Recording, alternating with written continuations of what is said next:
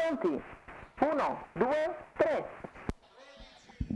È buona la prima e parte velocissimo dalla seconda fila del primo nastro Glauce degli Dei, quindi Ferrante è davanti a tutto con un cavallo che dava 101. Galius Grande Mark, sorpresa via, ha già preso squalificato. 4 o 5 lunghezze Numero di vantaggio 5 perché c'è qualche cavallo in Gospel Jet rottura squalificato, e già numero fioccano 2 le prime Gombitelli squalifiche, tra cui quella squalificato. di Gombitelli che è l'ultima che è arrivata. Quindi davanti a tutti Glauce degli Dei, primi 200 metri in 15,8, grande confusione, ma è già arrivato Gas Gas BFC in terza posizione con l'opposizione di Galileo AM che prova a tenerlo appunto in terza ruota perché vuole presentarsi Numero Pestatini 8 Glenda davanti B al leader con squalificato. Glauce degli Dei, quindi 36 per i primi 400 metri, l'ultimo parziale in 14,8 e rimane quindi Galileo AM a destra quello che cavallo che è in testa in questo momento, mentre si è messo dietro Gas Gas BFC che ora guarderà gli eventi come proseguono. Il numero 10 Glauce degli Dei continua a rimanere davanti con la sorpresa di tutti e arriva fortissimo il numero 12 di Catcher in the Wind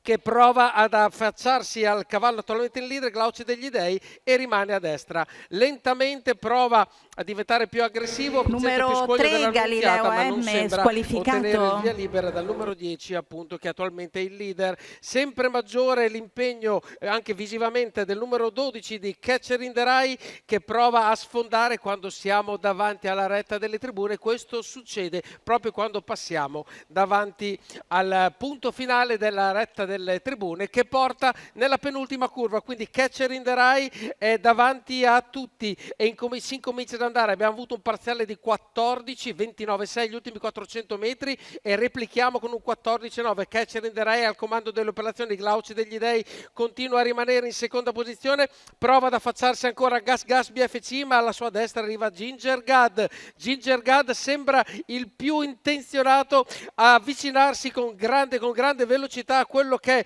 Catcher in the Rye che è davanti a tutti, quindi l'ultima curva Catcher in the Rye guida, sta arrivando Ginger Gad, dietro altri cavalli provano a lottare ma più che altro per la terza moneta. Si chiude l'ultima curva, 15,2 è in rallentamento, Catcher in the Rye sembra un po' in rallentamento ma è alla sua destra, sta arrivando il numero 15 Ginger Gad che però non riesce a guadagnare nulla e quindi è il numero 12 di Catcher in the Rye che vince questa TQQ davanti al 15 di Ginger Gad e poi il numero 11 di Giotto Leone Sat. Questi sono i primi tre, 1,14,7 per chiudere questo doppio chilometro, la media chilometrica del vincitore appunto Catcher in the Rye, VP dell'Annunziata per Andrea Vitagliano e la scuderia Conny per questo maschio di 4 anni da Explosive Matter e Stellar Value che vince il TQQ. Riguardiamo adesso in ambito numerico, strettamente numerico, qual è la quinte che andiamo a raccontarvi. Primo numero 12, secondo il numero 15,